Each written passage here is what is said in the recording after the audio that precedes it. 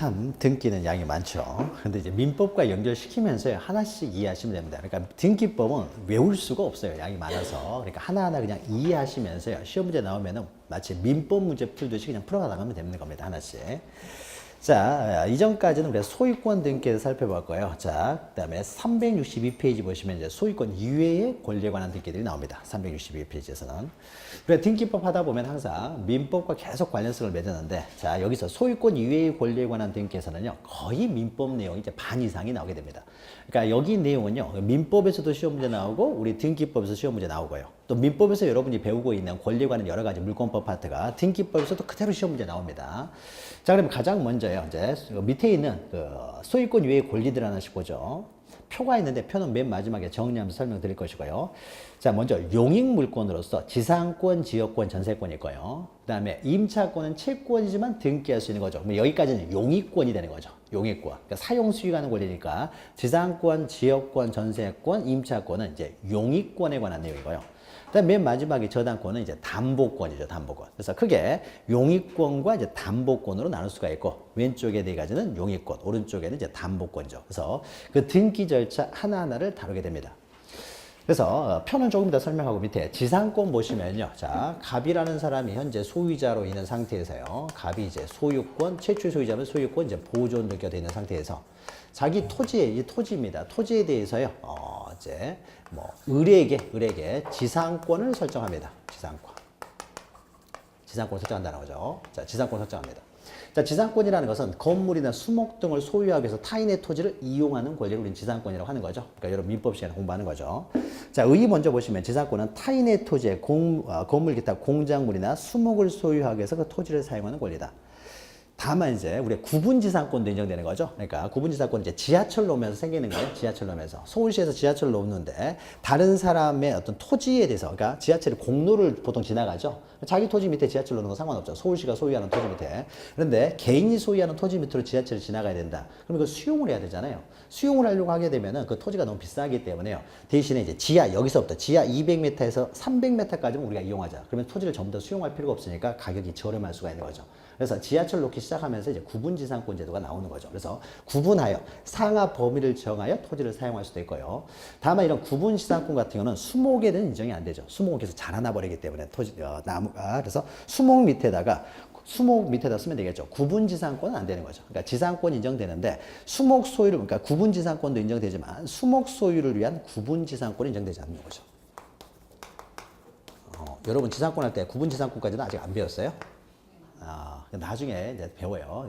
그러니까 토지를 사용하는데, 토지라는 것은 토지 사용은 위아래를 다 사용하는 거잖아요. 그러니까 토지 소유자가 갑이 있는데 어떻습니까? 요 밑으로 지하철을 뚫고 지나가야 되겠다는 거죠. 그럼 이때 토지 전체를 수용하려면 비쌀 거 아니에요. 그러니까 지하 200m에서 지하 300m까지 여기까지만 우리가 이용하잖아요. 이 토지. 구분해가지고 이용하면은 이것은 이제 구분지상권이라고 해요. 그러면은 갑은 토지 위에는 자기가 마음대로 이용하는 거죠. 그러니까 요것만 이제 사용하기 때문에 돈을 적게 어떻습니까? 지하철 뚫고 갈 수가 있는 거죠. 이래서 나온 것이 이제 구분지상권이에요. 지하철 뚫고 다니기 위해서. 자, 그 다음에 밑에 보시면 이제 지상권은 토지 소유자. 자, 그럼 지상권 설정 등기를 하게 되면요. 을이 등기 권리자, 갑이 등기 의무자가 되겠죠. 그러니까 이제 공동으로 신청하겠죠. 공동. 자, 공동 신청하면서 소유자가 등기 의무자이기 때문에 갑은 어떻습니까? 인감도장 찍어야 되겠죠. 신청서에 인감도장 찍을 것이고, 이제 설정을 할 때 어떻습니까? 진정한 소유자가 설정한다는 걸 알기 위해서요. 갑이 가지고 있는 등기필 정보 가져와야 되겠죠. 등기필 정보. 그러니까 우리가 소유권 이전할 때하고 비슷한 거죠. 그래서 등기필 정보, 인감증명서 이런 가져와 가지고요. 설정 등기를 합니다. 자, 그래서 그 두 번째 줄 보시면 이제 첫 번째 지상권 설정자는 보통 소유자가 되겠죠. 소유자, 설정자가 등기 의무자가 되고 지상권자가 등기 권리자가 돼서 공동신청 동그라미 치면 되겠죠. 그러니까 특별한 말이 없으면 다 공동신청입니다. 권리에 관한 등기는. 그다음에 3번 지상권은요. 최단 기간의 제한은 있습니다. 최단 기간의 제한이 있죠. 그래서 뭐 견고한 건물, 철근 콘크리트 건물 이런 것들은 최단 기간으로 30년이 보장이 됩니다. 민법에 있는 내용이 이건 다 최단 기간으로 30년이 보장되고, 그래서 최단 기간은 보장이 됩니다. 그래서 제한이 있어요. 최단 기간은 이제 보장이 됩니다. 그러나 최장 기간에 대해서는 제한이 없어요. 그러니까 최장 기간 제한이 없기 때문에 그 최장 기간 제한이 없다 위에다가요. 영구 무한으로도 가능합니다. 자, 갑이라는 사람이 이제 을한테요, 이 토지에 대해서 지상권을 설정하면서요, 을한테 지상권을 설정해주면서 합니다. 이 건물이 존속하는 동안에는 언제까지나 이렇게 할 수도 있다는 거죠. 언제까지? 100년이고 200년이고 건물만 있으면 언제까지 가능하다는 거죠. 그러니까 영구 무한으로. 그러니까 최장 기한 제한이 없다는 것은 영구 무한으로 가능하고요. 이 건물이 존재하는 동안에는 언제까지? 그러니까 허물어지면 끝나지만 건물이 존재하는 동안에는 언제까지? 이러면 어떻습니까? 불확정 기한이 되겠죠. 불확정. 언제까지나. 그러니까 영구 무한을 해버리니까 불확정 기한이 되겠죠. 기한. 불확정 기간. 이렇게도 가능하다는 거죠. 영구 무한이 가능하다는 것은 불확정 기간으로도 가능하다는 거죠. 이런 것들이 다 가능합니다. 그러니까 존속 기간에 제한은 없습니다. 그러니까 최장 기간에 제한은 없다는 거죠. 4번은 넘어가시고요. 5번 보시면은 이제 지상권의 양도나 전대. 자, 지상권의 양도나 전대 밑에다가 지상권 처분이라고 쓰시면 됩니다. 여러분 지상권 시간에 공부할 텐데 지상권은요 자유롭게 처분할 수 있습니다. 을이라는 사람이 지상권을 이전할 수도 있고요. 자기가 토지 사용권을 가지고 있는 상태에서요 다른 사람한테 임대해 줄 수도 있습니다. 임대해 줄 수도 있고요. 이렇게 할 수 있기 때문에 이런 것들 처분이에요. 또 지상권을 담보로 돈을 빌릴 수도 있어요. 지상권은 굉장히 가격이 비쌉니다. 건물이 이렇게 30년짜리 지상권을 가지고 있으면요. 그 가치가 어떻습니까? 엄청나게. 토지가 10억짜리다. 그럼 30년 동안 내가 이걸 사용할 수 있는 권리를 얻었어요. 그럼 갑이라는 사람이 얼마 받고 이 사람 지상권 넘겨주겠습니까? 토지 가치 한 80%, 90%까지 받으면서 넘겨주겠죠. 그러니까 지상권은요. 가격이 토지 가치 한 8, 90%를 받는 거예요. 우리가 전세 같은 경우는 어떻습니까? 전세는 한 7, 80% 이렇게 받기도 하는 거죠. 지상권은 더 많이 받아야 되겠죠. 더 많이. 기간도 굉장히 길기 때문에. 그럼 이것을 이제 일시불로 주게 되면요. 10억짜리면 8억 주고 지상권을 취득할 수도 있고요. 아니면은 달달이 얼마 주면서 사용할 수도 있는 거고요. 달달이 줄 수도 있고 아니면 한꺼번에 목돈을 줘버릴 수도 있는 거죠. 그러니까 지상권 가치는 굉장히 높습니다. 그러니까 지상권을 어떻습니까? 계산적 가치가 굉장히 높기 때문에 지상권을 담보로 은행에서 돈을 빌릴 수도 있다는 거죠. 지상권 가치가 굉장히 높기 때문에. 자, 양도나 전대 또 담보 제공. 밑에도 담보 제공 써도 돼요. 이런 거 할 때요. 토지 소유자의 동의 같은 건 필요 없습니다. 얼마든지 자유롭게 할 수가 있어요. 이것은요, 여러분, 민법에서요, 이런 것들은, 만약에 이런 지상권의 처분을 제한하는 당사자가 특이하게 있으면요, 이건 강행 규정으로 금지가 되고 있어요. 그러니까 얼마든지 자유롭게 임대, 처분 다 가능합니다. 자, 지상권은요, 위에 있는 설명 드릴 때 자세히 또 설명 드릴 테니까 지상권의 개념만 좀 보시면 되고요. 그 다음에 이제 지역권이 있는데요. 지역권은 여러분들이요, 아마 민법 시간에 지역권은 잘 안 다룰 거예요. 지역권은 현실에서 그렇게 존재하는, 권리도 아니고 해가지고요. 지역권은 그냥 한 번만 잘 이해하시면 지역권은 굉장히 편합니다. 자, 보죠. 어떤 시골에 밭이 4필지가 있습니다. 밭이 4필지가 있어요. 자, 밭이 4필지가 있는데 근처에요. 물이 없어요. 그러니까 지하수를 파가지고 물을 줍니다. 밭에 물 줘야 될 거 아니에요? 지하수를 파는데요. 그러면 여기는 갑이 소유하는 X필지가 있고요. 여기는 을이 소유하는 Y필지가 있고 여기는 병이 소유하는 Z필지가 있고 그다음에 여기는 또 누가 소유하는 다른 필지가 있습니다. 4필지가 있는데 자, 지하수를 파가지고 물을 줘야 돼요. 그럼 지하수를 팔려고 하는데 이 필지마다 다 지하수를 팔 필요가 없잖아요. 팔 필요가 없이 어떻습니까? 그냥 여기서 물 가장 많이 나온 곳에 한 필지 파가지고 공동으로 이용하면 되잖아요. 그럼 좀 편하겠죠. 그래서 물이 가장 많이 나오는 곳이 어디냐 봤더니 여기가 물이 가장 많이 나온다는 거죠. 여기다 우물을 팝니다. 우물을 파요. 자, 그러면은 토지 밑에 흐르는 지하수는요. 토지의 일부로 봅니다. 그렇죠? 여러분 민법에서 토지의 일부로 보는 거예요. 그러니까 이 지하수를 이용한다는 것은요. 결국 을이 이 토지를 이용하는 것이 되겠죠. 토지를 이용합니다. 그래서 이 토지를요. 얘도 이용하고 얘도 이용하고 얘도 이용하는 거죠. 근데 우리가요, 우리 민법에서 지역권은요, 사람의 편익을 위해서 지역권은 설정이 안 되고요, 토지의 편익을 위해서만 인정됩니다. 그러니까 지역권이에요. 그러니까 토지의 편익을 위해서만 이용되기 때문에 지역권은 토지가 토지를 이용하는 관계로 봅니다. 사람이 토지를 이용하는 것이 아니라 토지가 토지를 이용하는 관계로 구성을 해요. 그러니까 보통 우리가 전세권이나 지상권 없습니까? 한 필지 토지가 있으면요, 거기에 대해서 갑이 소유자고, 을이라는 사람이 지상권을 취득할 수가 있죠. 그러니까 한 필지 토지에 대해서 한 필지에 대해서 어떻습니까? 지상권도 성립될 수 있고 전세권도 성립될 수 있고 임차권도 성립될 수 있어요. 근데 지역권은요 반드시 2필지 이상을 전제하는 거죠. 토지가 토지를 이용하는 관계니까. 그러니까 지역권은요, 그러니까 우리 민법에서는 인여권, 그러니까 인간의 편익을 위한 지역권은 인정이 안 되고, 그러니까 인간의 편익을 위한 지역권은 인정이 안 되고요. 토지의 편익을 위해서만 지역권 인정돼요. 그러니까 지역권은 잘 이해하셔야 돼요. 이 토지가 이 토지를 이용하는 관계가, 그러니까 이 사람이 이용하는 것이 아니라 토지가 이 토지를 이용하는 관계가 바로 지역권 관계예요. 지역권. 지역권은 그러니까 토지가 토지를 이용하는 관계다. 이렇게 먼저 기억하셔야 돼요. 자, 그러면 여러분이 지역권에서요. 그러면은 타인의 토지의 편, 그러니까 이 토지죠. 다른 토지의 편익을 위해서 제공된 토지, 이 토지를 우리는 승역지라고 하는 거죠. 승역지. 지역권에서 다른 토지의 편익에 제공된 토지 승역지라고 합니다. 그러면 승역지는 이제 X 토지는 승역지가 되겠죠. 승역지가 됩니다. 지역권은 반드시 두 필지상을 전제합니다. 자, 그러면 Y 토지는 어떻습니까? 자기의 편익을 이제 이 토지를 위해서 이제 편익에 이용을 하고 있는 토지죠. 그러면 이것은 지역권은 필요로 하는 토지니까 Y 토지를 우리는 이제 요역지라고 하는 거죠. 요역지. Y 토지는 이제 요역지가 되겠죠. 자, 그러면 등기하는 방법을 보죠.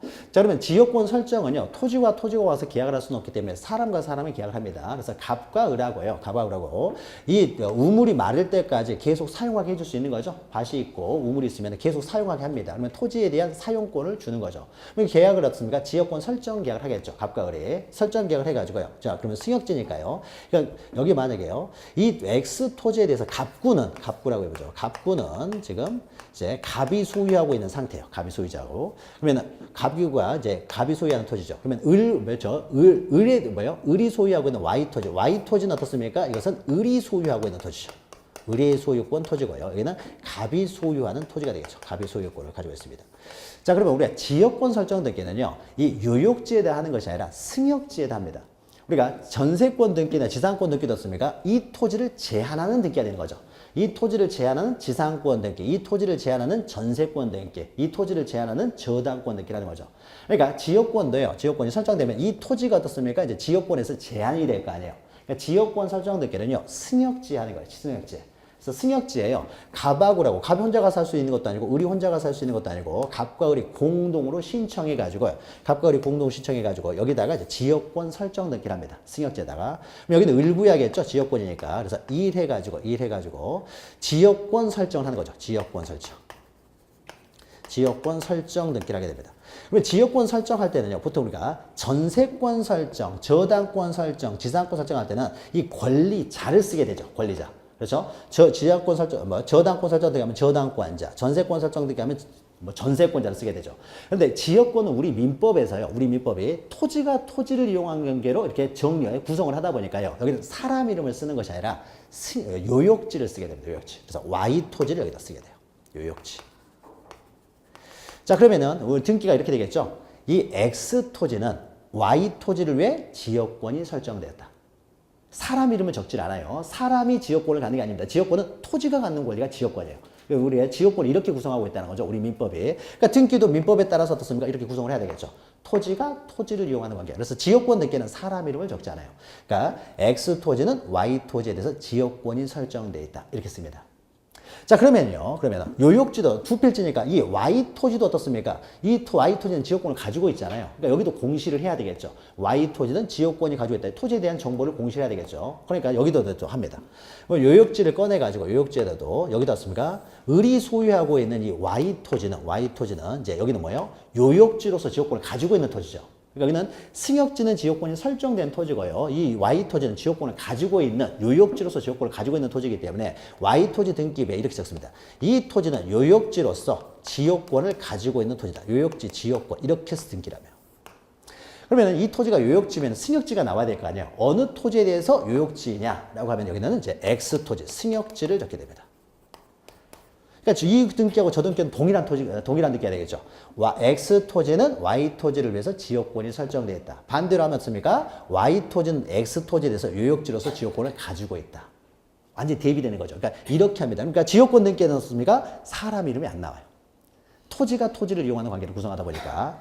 자, 그러면요, 이 승역지의 지역권 설정 등기는 갑과 을이 어떻습니까? 공동으로 이제 신청을 하게 되겠죠. 공동 신청. 자, 공동 신청해서 등기를 하게 되면은 요 등기하고 요 등기는 동일한 거잖아요. 동일한 거니까 갑과 을이요, 승역지에다 지역권 설정 등기만 하면 되는 것이지 요역지에 가서 또 똑같은 등기를 신청할 필요는 없고요. 승역지에 공동 신청해서 지역권 설정 등기가 되면 어떻습니까? 당연히 이것은 반대로 당연한 것이기 때문에 이전은 등기관이요, 직권으로 해줍니다.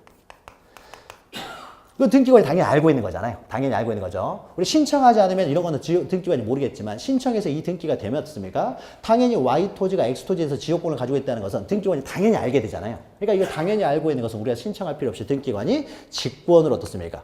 요역지 지역권 등기를 해줘야 되겠죠. 이 정도 서비스는 하는 거죠.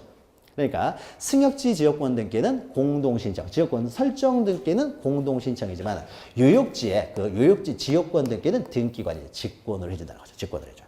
자, 그러면 만약에 이때 을이라는 사람이 요 을의 자기 토지를요, A한테 처분을 한다고 해보죠. 자, 지역권은 이 토지가 갖는 권리예요. 이 사람이 갖는 권리가 아닙니다. 그러면은 이 을이라는 사람이 이 토지를 A한테 처분하게 되면 어떻습니까? 그러면 소유권은 을에게서 A로 넘어가겠죠. 그러면요, 이 토지가 지역권을 가지고 있다는 건 그대로잖아요. 그러니까 지역권은 당연히 한꺼번에 넘어가는 거예요. 자, 보죠. 그러면은 을에게서요, 이해가지고 A 앞으로요, 소유권이 이전이 됩니다. 소유권 이전되기래요. 소유권 이전되기. 자, 그럼 어떻습니까? 누가 지역권자가 되는 거예요? 당연히 A가 지역권자예요. 지역권은요, 따로 이전 등기가 안 돼요. 사람 이름이 있어야 뭐 이전 등기를 할 거 아니에요. 그렇죠? 그러니까 사람 이름이 기록되지 않기 때문에요, 지역권은요, 이전 등기 자체가 안 됩니다. 이전 등기 자체가 안 되고요, 소유권이 넘어가면 지역권도 따라서 당연히 넘어가는 거예요. 당연히 넘어가는 거예요. 그러니까 따로 이전 등기 할 필요도 없고, 그러니까 만약 이전 등기를 해야만이 넘어가게 되면 여러분 민법에서요, 지역권과 소유권 항상 함께 움직여야 된다는 거죠. 근데 만약에 따로 등기가 돼 있으면요, 따로따로 움직여버릴 가능성이 생기잖아요. 그러니까 그런 가능성을 아예 애초에 막아버리기 위해서 여기는 사람 이름을 아예 적질 않아요.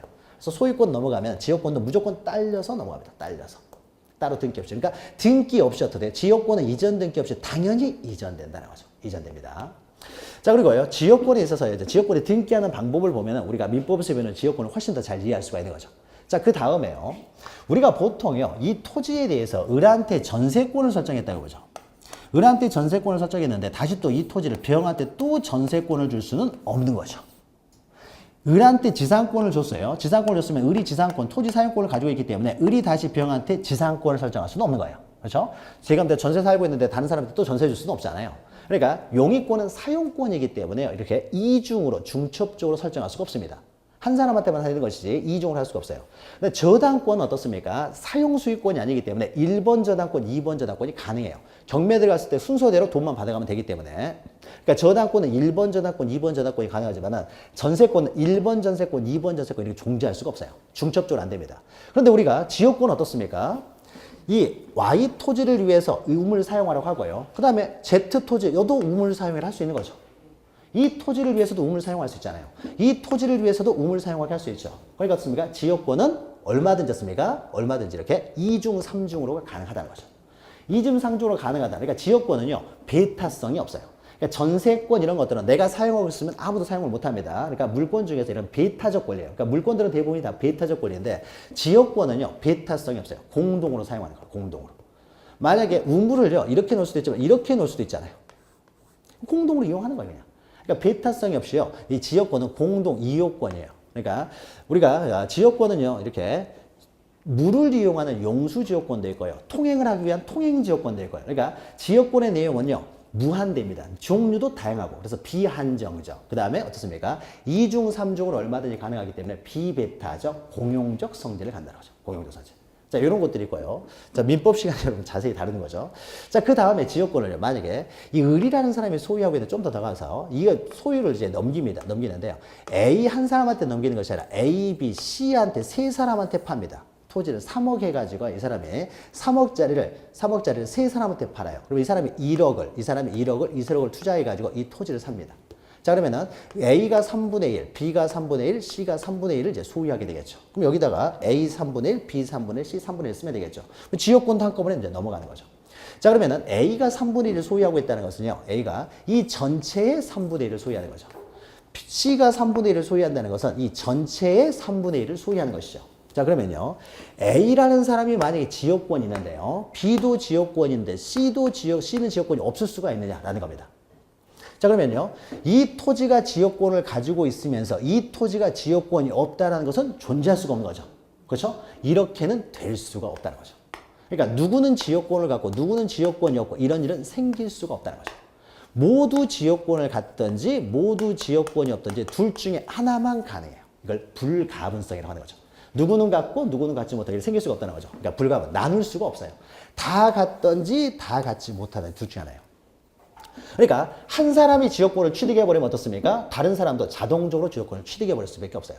지역권이 소멸하기 위해서는요, 모두가 소멸해야 소멸하지 한 사람이라도 지역권을 가지고 있으면요, 지역권은 모두가 지역권을 갖게 되는 거예요. 그러니까 이게 불가분성이죠. 그러니까 모두가 소멸해야 소멸하는 것이지 한 사람이라도 지역권을 가지고 있으면 나머지 사람도 다 지역권을 가져버린다는 거죠. 이게 불가분성이죠. 그러니까 이런 지역권의 여러 가지 특징들을 잘 기억하시면 됩니다. 지역권에. 자, 그럼 하나는 이제 보도록 하죠. 책을 통해서요.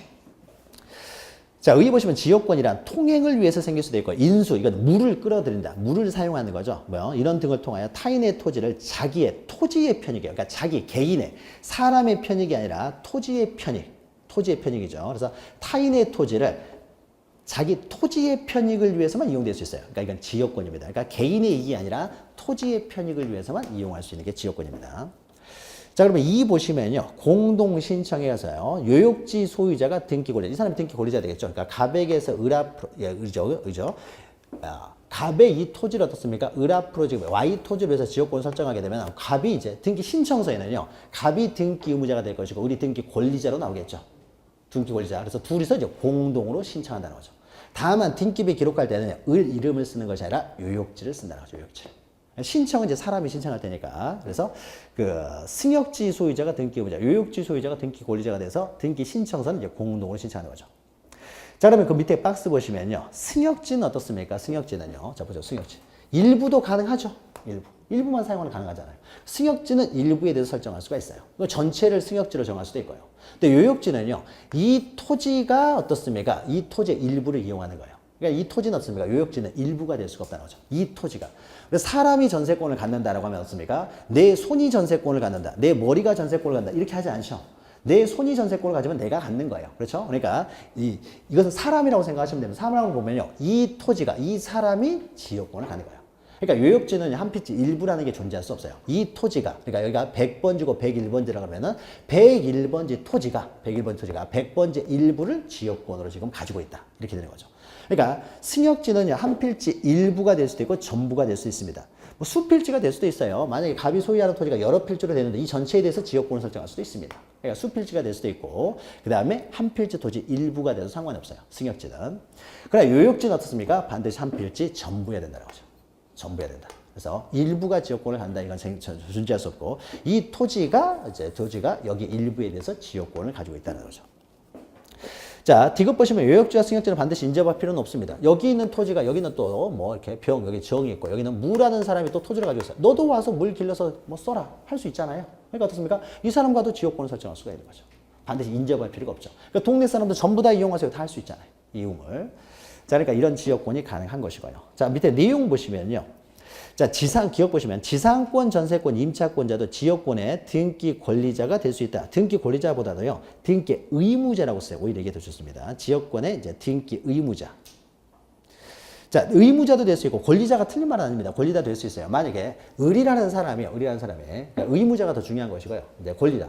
을이라는 사람이 이 토지에 대해서 만약에 A, B, C한테 토지에 대해서 이렇게 지상권을 설정해 줬어요. 지상권을 설정해 줬으면 이 의무를 누가 이용해요? A, B, C가 이용할 거 아니에요. 그러니까 어떻습니까? 이 사람이 전세권을 설정했다 할지, 만약에 토지가 농지면 전세권이 안 되기 때문에 뭐 지상권을 설정해주면요. 이 지상권자들이 어떻습니까? 이 의무를 이용하게 되는 거죠. 그러니까 이 소유자가 어떻습니까? 을이라는 사람이 이 지상권, 전세권, 뭐 임차권자 이런 사람들도 어떻습니까? 지역권을 갖게 될 수가 있다는 거죠. 그래서 이 사람들도 등기 권리자가 될 수 있다는 것이고요. 이거보다 더 중요한 것은요. 이겁니다. 만약에 갑이라는 사람이요. 소유하고 있는데 원래 이 사람이 이제 점유하고 있다 이거죠. 원래 이 토지는 누가 소유하냐면요. P라는 사람이 소유자. 이 사람이 소유자입니다. 이 사람이 소유자인데 이 사람 갑이라는 사람이요. 이 토지를 30년간 지상권을 설정했어요. 30년간 지상권을 설정하면서 이 사람이 이제 마음대로 이용하겠죠. 마음대로 이용하면서요. 자기의 존속기간 범위 내에서 일부를 타인에게 사용하게 할 수 있습니까? 할 수 있죠. 할 수 있잖아요. 나중에 돌려줄 때 메워주면 될 거 아니에요. 그러니까 자기 사용 기간 동안에는요, 이 전세권자나 지상권자나 임차권자 이런 사람도 어떻습니까? 자기의 사용 기간 내에서는 자기가 사용하지 않고 다른 사람에게 또 사용할 수도 있잖아요. 사용하게 할 수 있는 거죠. 그러니까 소유자만이 지역권을 설정할 수 있는 것은 아니고요. 여기 있는 지상권자, 전세권자, 임차권자도 자기의 그 사용권 범위 내에서 다른 사람에게 또 사용하게 할 수도 있다는 것이죠. 그러니까 지상권, 전세권, 임차권자도요. 지역권의 등기 의무자도 될 수가 있다는 거죠. 그러면 이때는 만약 임차권자가 지역권을 설정해 주면요. 임차권자가 등기 의무자가 되겠죠. 임차권자도 지역권 설정해 줄 수 있어요. 자기 존속기간 범위 내에서 얼마든지 가능한 거죠. 그 다음에 니은은 공유자 중 1인이 지역권을 취득할 때는 다른 공유자들을 취득한다. 여기다가 불가분성 이렇게 쓰면 되겠죠. 옆에다가. 한 사람만 취득하면 다 취득해버려요. 지역권은 요 둘 중에 하나만 존재할 수 있죠. 이런 일은 존재할 수가 없으니까. 한 사람이 취득하면 당연히 취득해야 돼요. 취득하게 되고 모두가 소멸해야 소멸하게 됩니다. 모두가 소멸. 불가분성이라 쓰면 되고요. 그 그 다음 D급 보시면요. 지역권은 요역지로부터 분리하여 양도할 수가 없다. 항상 어떻습니까? 이 지역권을 가지고 있으면 소유권자가 지역권을 가지고 있으면 이 지역권은요. 소유권과 항상 세트만 움직인다는 거죠. 그리고 우리 등기도 소유권 넘어가면 당연히 지역권이 넘어가 버립니다. 그런데 만약에 이럴 수는 있어요. 어떤 사람이요. 을이라는 사람이 농사 짓고 있었는데요. 을이라는 사람이 그러면은 이제 사용료는 이제 줄 수 있잖아요. 사용료. 그러니까 계약에 의해서 사용료 줄 수도 있습니다. 무상으로 줄 수도 있지만 사용료를 받을 수 있어요. 근데 을이라는 사람이 사망해 가지고 얘들이 상속인이라고 해 보죠. 상속인인데 이 사람 더 이상 농사를 짓지 않아요. 농사를 짓지 않으니까 이 토지를 이용할 필요가 없는 거죠. 그럼 어떻습니까? 토지를 이용하지도 않는데 사용료를 계속 줄 수는 없잖아요. 그러니까 이 사람들 어떻습니까? 합의해서 지역권을 소멸시킬 수가 있겠죠. 소멸시키. 지역권이 소멸이 되면 어떻습니까? 소유권만 이전이 되겠죠. 근데 소멸되지 않고 존재하는 동안에는 어떻습니까? 항상 세트로만 움직일 수밖에 없는 거고 지역권이 만약에 소멸이 되면 그때는 어떻습니까? 그때는 이제 소유권만 이전이 되겠죠. 그러니까 지역권이 존속하는 동안에는 절대 분리돼서 양도될 수가 못한다는 거죠. 옆에다가 이게 부종성 쓰면 되겠죠. 부종성. 항상 세트로만 움직인다. 이게 여러분 민법에서 부종성이라고 하는 거죠. 자, 이 정도만 보시고요. 그 다음 밑에 등기 실행을 보죠. 등기 실행. 요게 이제 가장 더 중요한 겁니다. 지금까지 민법적인 내용이고, 그 다음에 이제 우리는 등기하고 관련된 것이니까요. 자, 승역지는요. 자, 보죠. 지역권 설정 등기는 승역지의 지역권 설정 등기란다는 거죠. 지역권 설정 등기는 승역지 을구란에 요역지를 표시한다는 거죠. 요역지. 사람 이름을 적지 않습니다. 요역지를 표시하면서 등기란다는 거죠. 그러니까 지역권 설정 등기는 이렇게 요역지를 기록하지 사람 이름을 적지 않는다라는 거죠. 그래서 요역지 표시를 한다는 거죠. 요역지. 그래서 이제 지역권 설정 등기는 여기 밑에다가요 공동신청이라고 쓰면 됩니다. 그래서 승역지에 대한 지역권 설정 등기 밑에 지역권 설정 등기 밑에다가 공동신청 우리가 앞에서 봤지만요 공동신청으로 쓰면 되겠죠. 그래서 공동신청에서 승역지의 지역권 설정 등기라고요. 자, 그럼 밑에 요역지를 보죠. 요역지는 첫 번째 칸만 보시면 됩니다.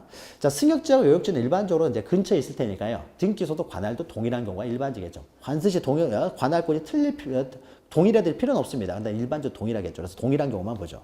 만약에 등기관이 어떻습니까? 요역지나 승역지 모두 등기관 관할구역입니다. 그럼 이등기 한 사람이 이등기도 할 수가 있잖아요. 그러니까 이런 경우는 직권으로 어떻습니까? 요역지 지역권 등기를 한다는 거죠. 그래서 그 내용입니다. 자, 보죠. 승역지와 요역지의 관할이 동일한 경우 일반적이겠죠. 그래서 옆에 보시면 등기관이 승역지의 지역권 설정 등기를 했을 때 이건 공동 신청해서 지역권 설정 등기를 했을 때는 직권으로 어떻습니까? 요역지 등기 기록에 요역지 등기 기록 오른쪽 보시면 요역지 등기 기록 그러면 동그라미 치고요. 요역지 등기 기록 해가지고 순위번호 등기 목적 승역지 동그라미 치고요. 승역지를 적는다는 거죠. 요역지 등기 기록에 첫 번째 줄 맨 오른쪽에 직권에다 동그라미 치시고요. 직권으로 어떻습니까? 요역지 등기 기록에 직권으로 요역지 지역권 등기를 한다. 이렇게만 기억하시면 돼요. 요역지 지역권 등기를 할 때는요. 이런 것들 자세히 적으라는 소리인데 이게 중요한 것이 아니라 직권이 중요합니다. 직권으로 요역지 지역권 등기를 한다는 거죠. 요역지 등기 기록. 그럼 여기다는 이제 승역지를 적게 되겠죠. 승역지. 사람 이름을 적는 게 아니라 승역지를 적게 된다. 그러니까 직권만 기억하셔야 돼요. 직권으로 요역지 지역권 등기를 한다라는 거죠. 한다. 자, 그러면은 이제 지역권 등기가 어떻게 되는지 잠깐 이제 살펴봤습니다. 지역권의 의미하고 그러니까 성질 이런 거 민법에서 공부하는 걸 바탕으로 해서 우리 이것만 잘 기억하셔도 돼요. 이것만. 이거 공동 신청해서 승역지의 지역권 설정 등기를 하게 되면은 등기관의 직권으로 요역지 지역권 등기를 한다라는 것만 기억하셔도 되는 거죠. 나머지는요 민법하고 계속 겹치기 때문에 그 내용 가지고 보시면 되고요. 그다음에 이제 전세권이 있죠. 전세권도 이제 우리 전세 많이 살죠. 전세 많이 사는데. 등기된 전세권은 거의 없죠. 아파트 전세 들어갔다고 등기해 주는 경우가 없습니다. 그럼 등기가 안 되면요. 이런 것들은 채권적 전세라고 해서 임대차하고 동일하게 취급해 버립니다. 그냥 등기가 안 되기 때문에. 근데 이제 등기된 전세권을 설명드립니다. 전세권은요. 여러분 민법에서도 이제 중요하고 이제 등기법에서 좀 알아야 되는데 전세 의미부터 좀 여러분이 정확하게 우리는 전세 살고 있기 때문에 전세를 알아요. 근데 그 명확한 의미를요. 법적으로 개념을 확실하게 잡아야 돼요. 자, 그러면은요.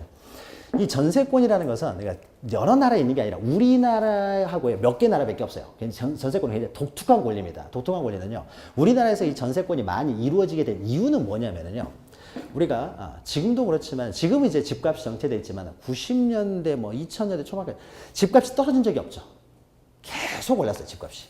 그럼 집값이 오릅니다. 그러면은 돈이 있으면 뭘 해야 돼요? 은행에 예금한 것보다 집값 올라가는 게 훨씬 빠르죠. 그러면 돈이 있으면 뭘 해야 돼요? 은행에 저금해서는 안 되고 집을 사야 되죠. 계속 올라가니까 떨어질 리가 없었으니까요. 그러니까 무조건 집을 삽니다. 그러니까 집이 있는 사람도 어떻습니까? 투자의 방법으로요. 은행에 예금을 하는 것이 아니라 또 집을 사요. 집값은 계속 오르니까. 자고 나면 오른다는 거죠. 그러니까 사람들이요. 한 채 두 채 계속 어떻습니까? 살지도 않지만은 은행에 이익 구하는 것보다는 훨씬 나으니까요. 계속 집을 사는 거죠. 그래서 그러다 보니까 이제 전세가 늘어나게 되는데, 자 보죠. 그러면 갑이라는 사람이요, 자기가 살고 있는 집이 따로 있어요. 근데 돈이 좀 생겼습니다. 근데 이 X, 이제 아파트를 살려고 하는데, X, 그 건물을 살려고 하는데, 이 건물들을 자기 돈으로 다 살 수는 없잖아요. 자기가 2억 원은 있어요. 근데 이 건물은 5억이라는 거예요. 5억. 그래서 5억이라는 겁니다. 또 5억 정도 되기 때문에요. 그러면 이 사람이 내가 살고 있는 집이 따로 있지만 집을 사야 되는 거죠. 집이 이제 계속 올라가니까요. 계속 올라가니까. 그래서 또 집을 삽니다. 근데 자기가 가지고 있는 돈이요, 2억밖에 없어요. 그러면 이제 집을 사기 위해서는 3억이 필요하잖아요. 그럼 3억을 어떻게 하면 됩니까? 은행 가서 돈을 빌리면 되는 거죠. 3억을. 자, 은행 가서 3억을 빌렸습니다. 그래서 3억을 융자 받아가지고 5억 주고 샀어요. 그러면 이 집은 내가 살고 있는 집이 아니니까 이 집은 비어 있겠죠. 비어 있으니까 관리비 나가겠죠. 관리비 나가면서 더 나아가서요, 은행에 3억 이자까지 달달이 줘야 되는 거죠. 그러니까 샀다고 해서 바로 팔리는 건 아니기 때문에요. 그 기간 동안 어떻습니까? 관리비 따로 나가죠. 그 다음에 이자 따로 나가죠. 그러니까 여러 가지 피곤하더라 이거죠. 그러니까 은행에서 돈을 빌리게 되면, 이제 저당권을 설정하고 돈을 빌리게 되면은 이게 관리비 나가고 그 다음에 이자도 나가야 되고 하는 거니까요. 이 사람이 누구한테 돈을 빌리냐면요, 마침 을이라는 사람이 있는데, 이 사람은요, 돈 3억 원은 있는데 살 집이 없어요. 그러니까는 이 사람한테 3억 원을 빌리는 거예요. 이 사람한테. 그래서 이 사람이 그러면은 을이 어떻습니까? 갑한테 3억 원을 빌려주는 채권자가 되겠죠. 그래서 3억 원의 채권을 가지고 있으면서요, 언제까지 빌리기로 했느냐? 2년간 갑이 빌리기로 했습니다. 그래서 2년간. 그러면 을이 갑한테 3억 원을 빌려주는 거예요.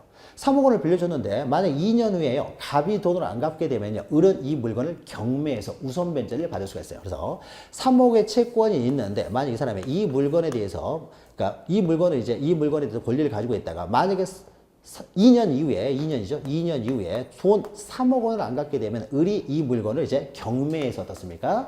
우선 변제를 받을 수가 있다는 거죠. 자, 여기까지만 놓고 보면 어떻습니까? 이건 저당권하고 똑같은 거죠. 저당권하고 똑같은 거죠. 돈 빌려주고 만약 돈 안 갚게 되면 경매에서 우선 변제를 받을 수 있다는 거죠. 그럼 여기까지는 저당권하고 동일한데, 저당권과 전세가 다른 점은요, 대신에 이렇게 하는 거죠. 대신에 경매에서 우선 변제를 받을 수 있는데, 원래 은행에서 돈을 빌렸으면 갑은 을한테 이자를 지급해야 되겠죠. 근데 이자를 지급하는 거 대신에요, 너 들어와서 살라고 하는 거예요. 그러니까 이 사람은 사용이득을 취득하기 때문에 이자를 줄 필요가 없는 거죠. 관리비도 얘가 주고 살 거 아니에요. 그러니까 갑은 어떻습니까? 은행에서 돈을 빌리는 것보다는 을한테 돈을 빌리는 것이 훨씬 유리하죠. 그렇죠? 을한테 빌리면 어떻습니까? 이자를 줄 필요가 없으니까요. 어차피 집은 놀고 있으니까. 놀고 있으니까 이 사람 들어와 살면요, 관리도 잘 되고 할 거 아니에요. 그러니까 요게 이제 전세권인 거죠. 그래서 저당권하고 동일한데, 여기까지는 저당권 동일한데, 다만 저당권은 어떻습니까? 이자를 받았었는데, 만약 이 저당권이면요, 이자를 받는 것인데 이자를 주는 거 대신에요, 이 물건을 을한테 어떻습니까? 그러니까 을은 자기가 이자를 받는 거 대신에 이 물건을 사용 수익한다는 거죠. 수익. 자, 이렇게 되면요, 이거 대신 이렇게 되면 이것은 이제 전세권이 되는 거죠. 그러니까 저당권하고 전세권의 차이점은 여기서 생기는 거죠. 이자를 받는 것 대신, 돈을 빌려주고 이자를 받는 것 대신에 어떻습니까? 내가 직접 사용한다는 거죠. 사용한다. 그러면 이제 전세권이 되는 거죠. 그럼 전세권은 여러분들이 용익물권이라고 보면서요, 담보권적 기능도 가지고 있다, 이렇게 이해하시면 전세권을 이해하기가 굉장히 어려워요. 전세권은 일단 담보물권이요. 저당권하고 굉장히 유사한 담보물권이다. 다만 저당권과의 차이점은 이자를 받는 것 대신에 사용 수익한다는 점에서 용익권적 기능도 가지고 있다는 거죠. 원래는 전세권은 담보권인데, 담보권 3억을 빌려주고 만약 못 갚으면 경매에서 우선 변제를 받을 수 있는 담보권인데 용익권적 기능도 가지고 있다. 이렇게 이해를 해야 전세권을 제대로 이해할 수 있어요. 그래서 시험 문제는요, 실제로 전세의 시험 문제는요, 이런 담보권적 기능과 관련돼서 시험 문제가 많이 나옵니다. 그러니까 우리 오히려 이렇게 이해하시는 게 훨씬 좋은 거죠. 그러니까 전세권은 담보권인데, 이걸 우리는 어떻습니까? 이 물건에 대한 이제 전세권이라고 하는 거죠. 전세권. 용익권적, 담보권적 기능도 가지고 있으면서 용익권적 기능도 가지고 있으면 이제 전세권이 되는 거죠. 전세권. 그래서 이렇게 전세권을요, 그러면 전세권 시험 문제는요, 주로 담보권적 기능에서 시험 문제 나옵니다. 자, 그러면 보죠. 그러면 우리가 전세권이라고 할 때는 이렇습니다. 만약에요, 이 전세권이요, 용익권적 기능이 전혀 없이 오로지 담보권적 기능만 가지고 있으면 우리는 전세권이라고 하잖아요. 그러니까 저당권이 되어버립니다. 그래서 전세권은요, 반드시 담보권적 기능과 함께 용익권적 기능도 반드시 있어야 돼요. 강하게 있을 필요는 없습니다. 약간이라도 있으면 이것은 전세권이 되는 거예요. 전세권이 됩니다. 그러면 이제 보죠. 그러면 2년 기간 동안 어떻습니까? 을이라는 사람은요, 이제 을이라는 사람이죠. 전세권을 가지고 있죠. X, 이제 건물에 대해서. 2년 동안 이 사람은 어떻습니까? 사용 수익하겠죠. 사용 수익하기 때문에 용익권적 기능을 가지고 있습니다. 그리고 어떻습니까? 이때 돈을 못 갚게 되면은요, 경매에서 우선 변제를 받을 수 있기 때문에 담보권적 기능도 가지고 있어요. 그래서 이 두 가지 기능을 모두 가지고 있었을 때 우리는 전세권이라고 한다는 거죠. 근데 기간이 만료가 됐어요. 존속기간이. 존속 기간이 이제 만료가 됐습니다. 만료가 되면 어떻습니까? 용익권적 기능은 사라지게 되겠죠. 용익권적 기능이 사라지지만은 이 사람이 아직 전세금을 못 받았어요. 그러면 이 채권이 뭐가 됩니까? 우리는 이 채권을요. 저당권에서는 피담보 채권이라고 하고요. 전세권에서는 이제 전세금 반환 채권이라고 하는 거죠. 전세금 반환 채권. 그래서 저당권에 있어서 어떻습니까? 피담보 채권이 없는 피담보 채권이 없는 저당권이 존재할 수 없듯이 전세권에 있어서는 전세금 반환 채권이 없는 전세권은 존재할 수가 없어요. 그렇잖아요.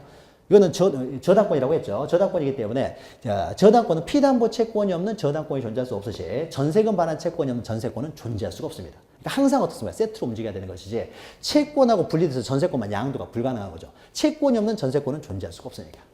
이게 항상 담보권적 기능 이렇게 생각하시면 됩니다. 그럼 전세금 반환 채권은 반드시 있어야 되는데 전세금 반환 채권은 일반적으로 어떻습니까? 을이 3억 원을 지급함으로써 전세금 반환 채권이 생기지만요. 반드시 3억 원을 지급할 필요는 없고요. 을이 갑이 가지고 있는 다른 채권으로 가름할 수도 있는 거죠. 가름해서라도요. 반드시 전세금 반환 채권만 있으면 되는 거예요. 그러니까 반드시 현실적으로 지급할 필요는 없고 다른 채권으로 가름해서라도 전세금 반환 채권만 있으면 되는 거죠. 전세금 반환 채권이 없는 전세권은 존재할 수 없으니까요. 자, 그렇죠. 자, 그러면 이때요.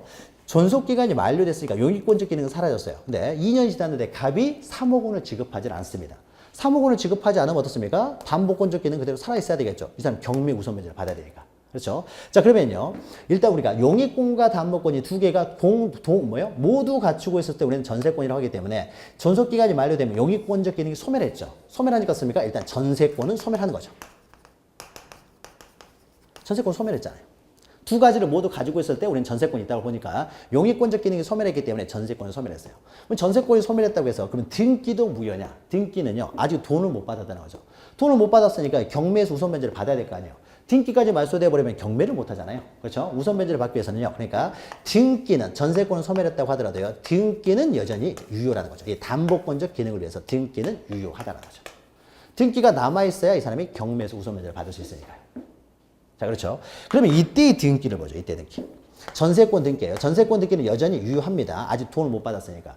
돈까지 받았어요. 그럼 어떻습니까? 이 등기는 무효가 되겠죠. 돈까지 받아버렸으니까. 근데 아직 돈 받기 전에는요. 이 등기는 유효합니다.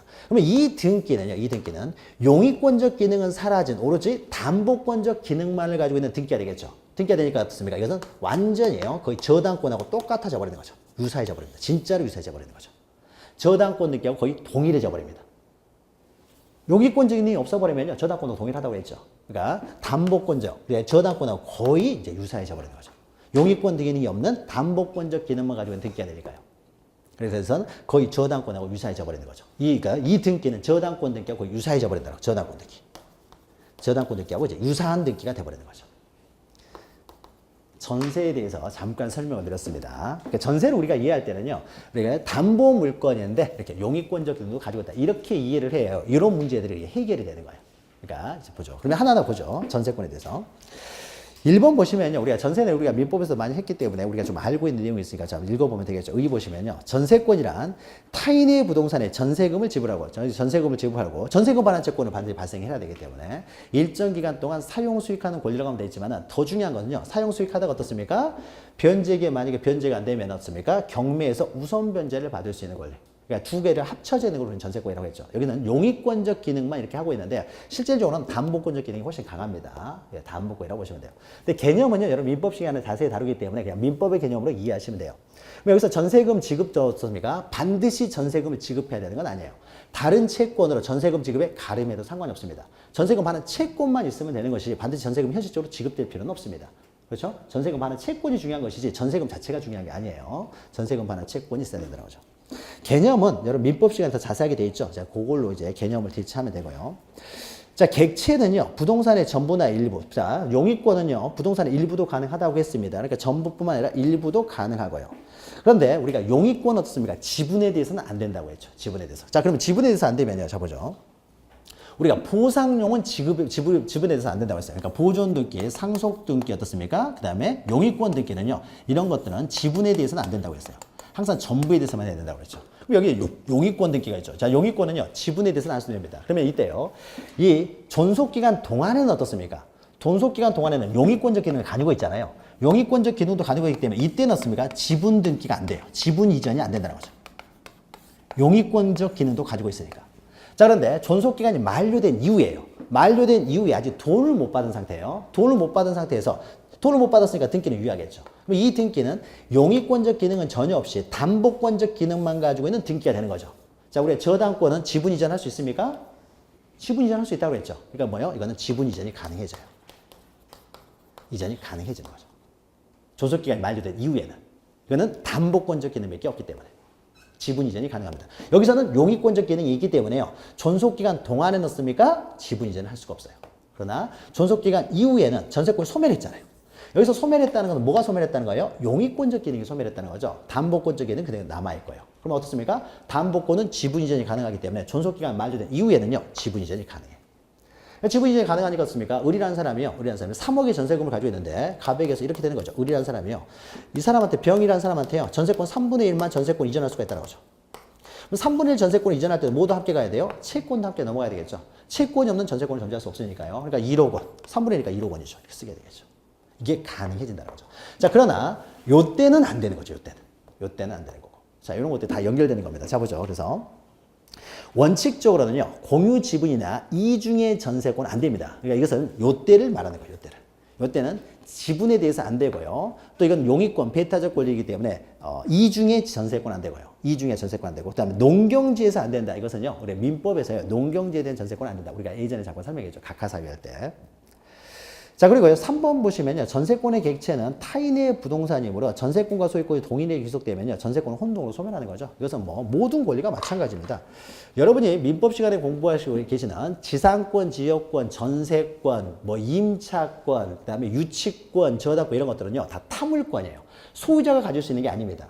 소유자가 가질 수 있는 것이 아니기 때문에 만약에 갑이라고 하는 사람이 소유하고 있고 을이라는 사람이 전세권이 설정돼 있습니다. 뭐 3억으로 설정돼 있는데 만약 이 물건이 5억이에요. 그럼 을이라는 사람이 이 물건 사버릴 수도 있는 거죠. 이해가지고 사버립니다. 얼마 주고 사겠어요? 이게 천재 5억짜리면은 전세금 3억 있으니까 2억 주고 살 거 아니에요. 2억 주고 사버리면 소유권 취득해버렸죠. 자, 소유권자는요 전세권자가 될 수가 없어요. 그러니까 어떻습니까? 혼동으로 전세권이 소멸하게 되는 거죠. 자, 그러면 이 등기를 이제 말소를 해야 되겠죠. 소멸한 등기니까. 그러면 이런 것은요, 원래 이 등기를 말소할 때 만약에 갑에게서 을 앞으로 소유권 이전 등기 되지 않은 상태에서 이 등기를 말소하려면 갑과 을이 소유자하고 을이 공동으로 신청하는 거죠. 그럼 이때 소유권이 을로 넘어갔으니까 이때는 을과 을이 공동 신청이다 라고 하면은 을이 단독 신청이 되는 거죠. 그래서 을이 단독 신청으로 단독으로 어떻습니까? 이것을 이제 말소할 수가 있습니다. 말소할 수 있다는 거죠. 자, 이것은 혼동의 법리죠. 여러분 민법에서 공부하는 우리가 소유권이라고 하는 것은요. 소유권이라고 하는 것은 어떤 물건을 사용할 수 있고요. 수익할 수 있고 처분할 수 있는 권리를 말하는데 이 중에 사용 수익만 할 수 있으니까 어떻습니까? 용익 물권이라고 하는 거죠. 그러니까 사용 수익만 가능하고 처분을 못 하는 이런 물권, 지상권이 해당되는 거죠. 저당권은 어떻습니까? 사용 수익은 않지만요. 돈 몇 대 안 갚으면은 경매를 해 버리잖아요. 처분해버릴 수 있는 거죠. 그러니까 처분같지만 처분행위만 할 수 있는 담보권, 사용수익만 할 수 있는 용익물권이 있는 거죠. 그러면 이건 어떻습니까? 용익물권 이런 걸 할 수 있는데 이 사람이 소유권을 취득했다는 거죠. 그러니까 어떻습니까? 이건 더 이상 존재할 필요가 없는 거죠. 그러니까 혼동으로 소멸하게 되는 거죠. 흡수돼 버려가지고. 자, 이래서 밑에 보시면 전세권 혼동으로 소멸한다 옆에다가요. 단독 말소했는데 단독 밑에다 단독 신청이라고 씁니다. 단독 신청으로 말소한다. 이건 직권으로 말소하는 게 아닙니다. 소유권 이전 등기를 했을 때 등기관이 직권으로 말소하는 것이 아니라 단독 신청해서 말소한다라는 이야기입니다. 단독 신청. 그리고 5번 보시면요. 넘기시면은 5번 보시면은 자, 여러 개의 부동산에 관한 권리를 목적으로 하는 전세권 설정 등기라는 경우는 공동 전세문, 저희다 공동 전세문에도 동그라미 치고요. 위에 여러 개 위에다가요. 5개 이상 이렇게 쓰십시오. 5개 이상. 5개 이상의 공동 전세를 설정하는 경우에는 공동 전세 목록을 작성하라는 것인데 이것은요. 우리가 저당권에서 똑같은 말이 나옵니다. 똑같은 말이 나와요. 그러니까 그런 것들 이제 그러니까 우리가 여러분 저당권 시간에 이런 걸 하죠.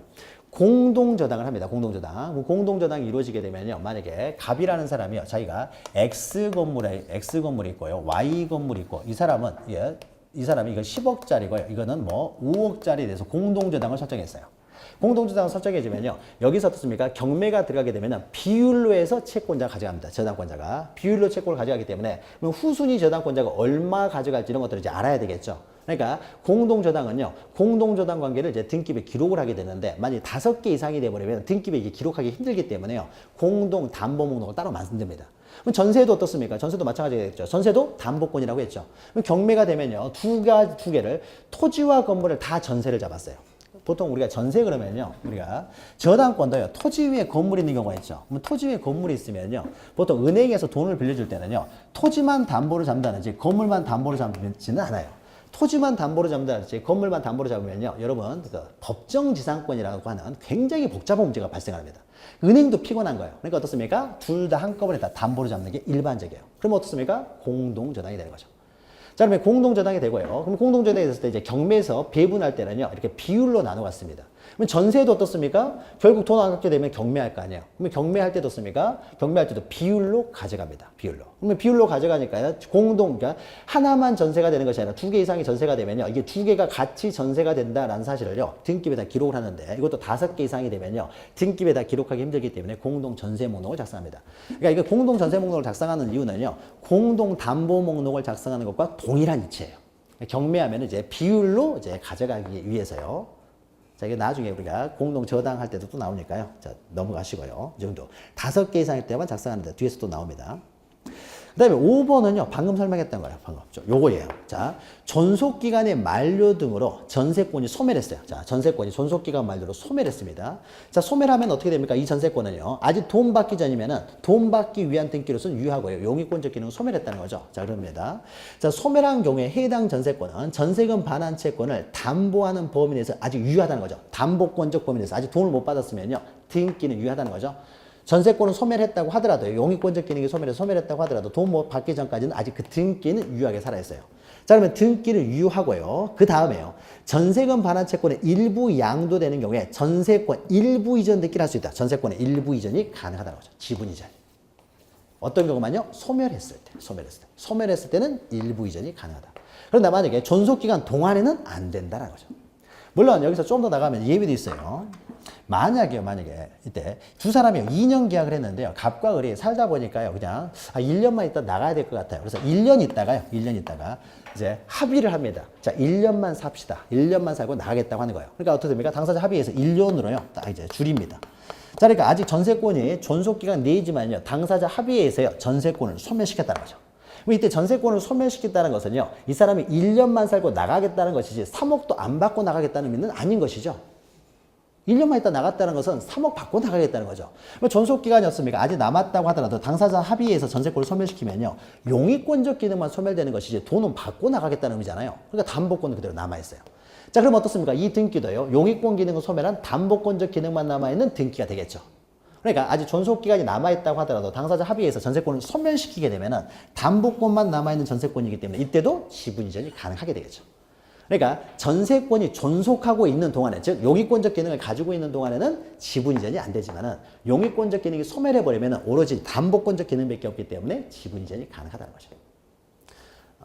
그래서 자, 전세권이 일부 이전할 때 어떻습니까? 채권도 일부가 당연히 이전돼야 되겠죠. 그러니까 채권 일부 이전하면서 전세권 일부를 이전하게 되는 것이죠. 좀 어려운 내용이긴 합니다. 자, 천천히요, 이렇게 하나씩. 나중에 또 반복할 거예요. 자, 여기까지 일단 하시고요. 그 다음에 임차권하고 저당권인데 이것은 잠시 쉬었다 보도록 하겠습니다.